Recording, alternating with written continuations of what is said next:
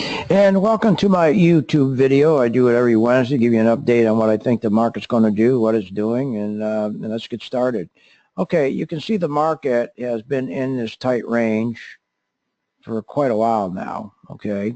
And she tried to break out as of recent, but she's not having any luck. What you're seeing here, in this area here, is actually this right here.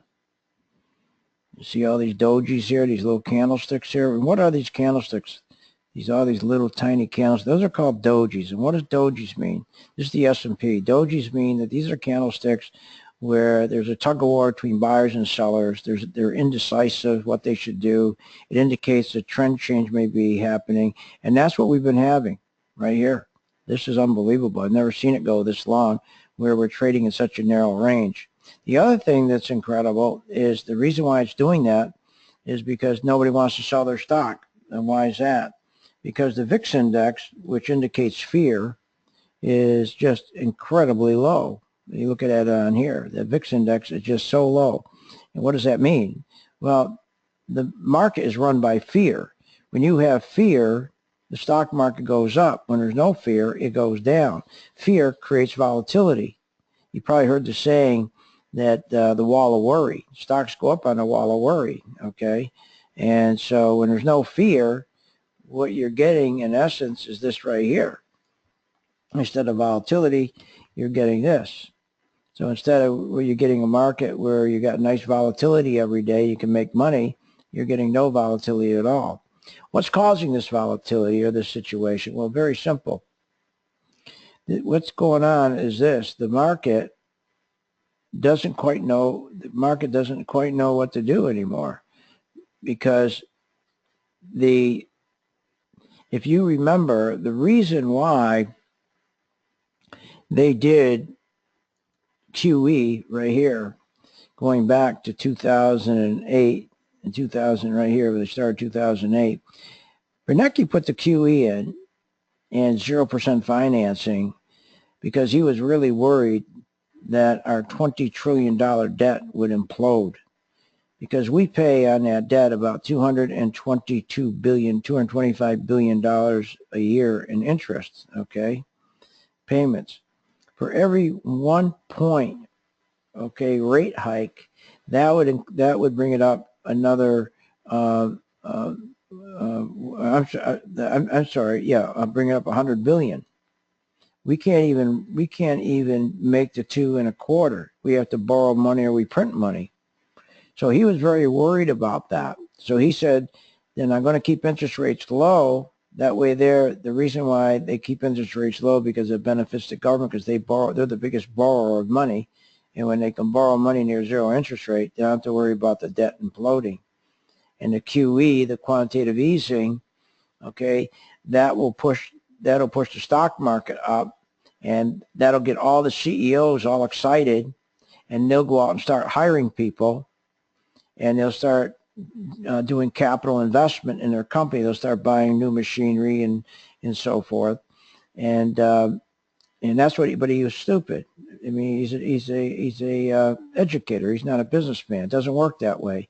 What he did, he was so dumb. What he did is he gave them an option. He basically said to them, "Look, I'm going to give you a choice. Instead of taking all your cash and plow it back into your company right here, okay, plow back in your company in way of machinery and tools, and that increases productivity of each worker.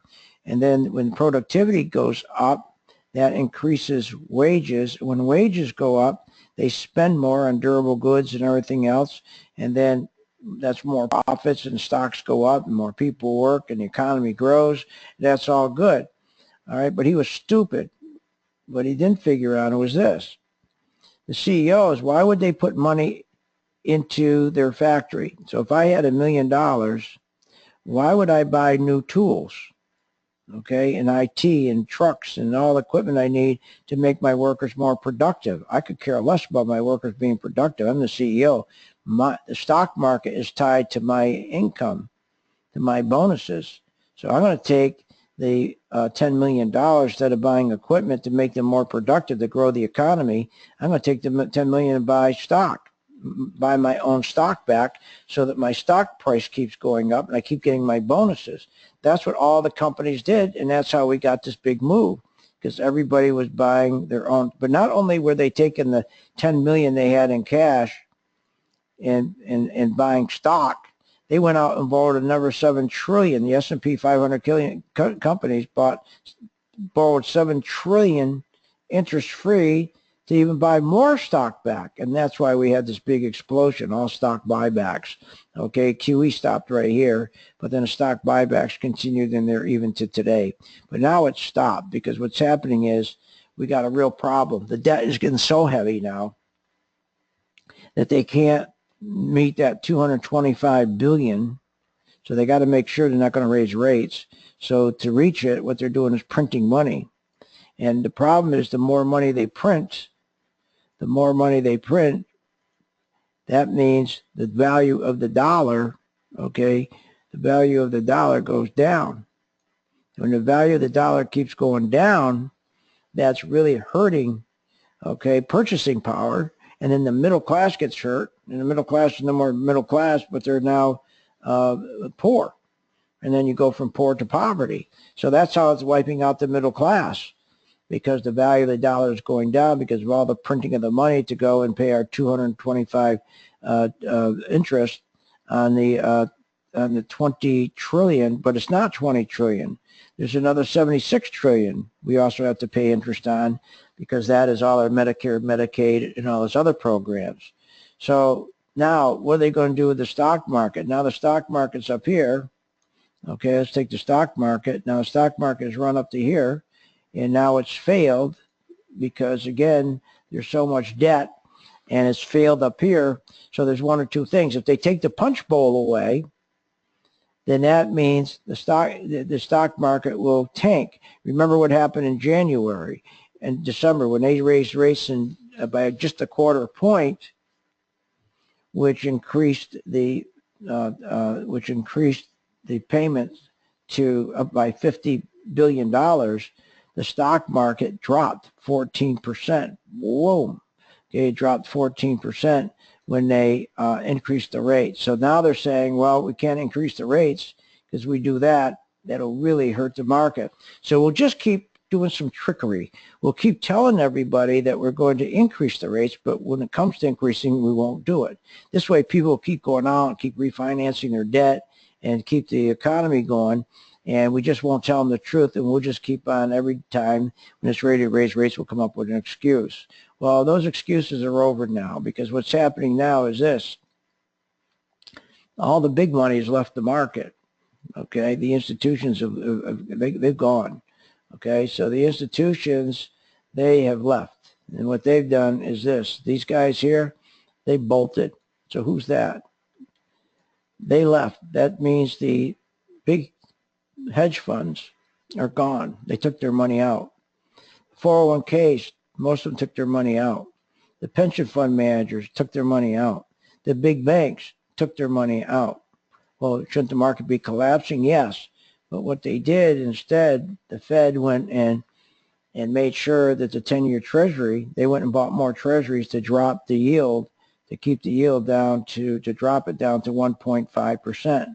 This way, all the oil-producing countries who always buy bonds because they love the interest, they decided to get out of the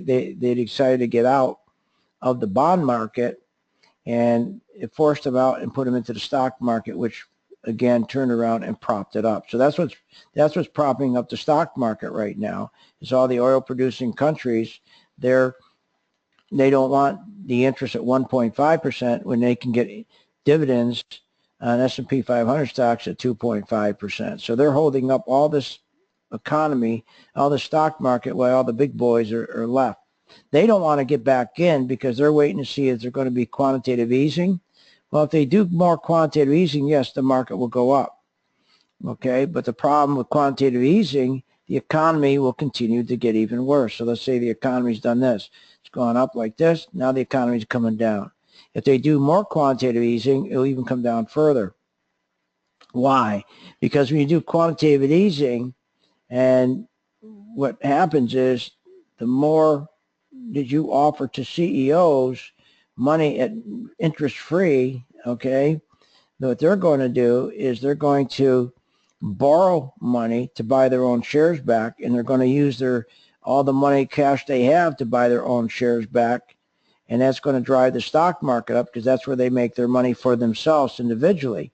Okay, because the CEOs and the 1 percentile, let's say 5% of the people in the United States control 85% of the stock market, 85% of the stocks. So they're not going to put money into the factories and into their facilities and buy new equipment and all that. So why would they? So that's the problem they're facing up here right now, okay? And that's why the market looks like you see it right here like this, because once again, the market is really screwed up because now, because there is no, let me move this over here, because there is no, they're not spending money, okay, on equipment. That means that there's no, the people aren't, the workers aren't producing, they're not making wages, they're not getting increases in pay, so it's a mess. So what they got to make a decision now, Bernanke or Yellen, is, do I raise rates? No, not going to raise rates because the market would tank. Do I do QE that would push the stock market up and stock buybacks? Yes, I can do that. But the problem, and that will help Hillary get elected, but the economy is getting worse. What's the economy? When you think of the economy, what is the economy? Productivity. See, our productivity used to be at 3%. That's when we had great productivity at 3%. Okay, that's when the economy really grew. That's when you had a GDP of 3% to 4% GDP, which created about 375,000 good jobs every month. So when you have a GDP of 3 to 4%, you're producing about 375,000 jobs a month. Okay, that's pretty good. But what's happening is that we don't have that anymore. The 3% has dropped down to 0.7%. Why? Because by not taking their money, the CEOs, and put it into their company to make productivity increase, then that means the economy's not growing. So if they do more QE, the stock market will go up like this. The stock market will continue to go up if they do more QE big time. But what's going to happen with the economy? The economy is going to keep getting worse. That means productivity even gets down even lower. And that means our economy even gets worse, okay? So our GDP would be down to less than 1%. That's what they got to worry about. So by doing QE to push the market up to get Hillary elected, we're pushing the economy down because there's no productivity, because CEOs will keep putting money into buying their own stock back rather than putting money into equipment that produces the productivity we need. So that's the bottom line. No productivity. CEOs are greedy. So what are they going to do? Well, I think what's going to happen is this. I think they're going to go to QE. That's what I think. Right before the election, they're going to do QE to make sure Hillary gets elected. If they don't do QE and continue the way they're doing, and we're not going to keep doing this, okay? Believe me, the market will drop 14%, okay? So it's either the market's going to drop 14% or the market's going to go up probably another 40%, okay, between now and the election day. So it's either down or the market goes up 40% this way towards the election. So which is it? We don't know. But that's why we got charts, because the charts will tell you we're going to either short or go long. So that's the problem they've got right now. They can't take the punch bowl away because they got to keep making that $225 billion interest payment every year. And they're having troubles doing that. And the more they print money to make it, the dollar goes down in value. And you go to the grocery store, instead of getting a full bag of groceries, okay, for $100, for $100 you get a quarter bag of groceries. See, that's the problem. So they created a real mess. So the only way to get out of it is to create jobs. But that's not what they do. They've been working on health care. They've been working on the environment, climate change. Can you imagine? With this mess we have, that's what they're thinking about? You got to be out of your mind. So join my gang if you're not a gang member, and especially get the MV2 chart, which, remember, it's a beautiful chart because I just give you one example. One of our stocks, Xilinx right here, okay, did very, very well. Look, all you have to do, you don't have to be an expert at anything. It turns from red to green, you buy. When it turns red again, you get out. That was a 10% return. Okay, you wait again until it turns green. You get in. When it gets red, you get out. So that's probably about a 4% return. That's all you do. But the beautiful thing when it turns red, as she starts coming down, you're making money as it comes down, because when it turns red, you short it. Very simple. So we'll show you how to do this. It's a beautiful tool, especially for people who are busy. All right, hope this helps explain the economy a little bit better and why there's a real conundrum, okay, for the Fed. See you on the charts.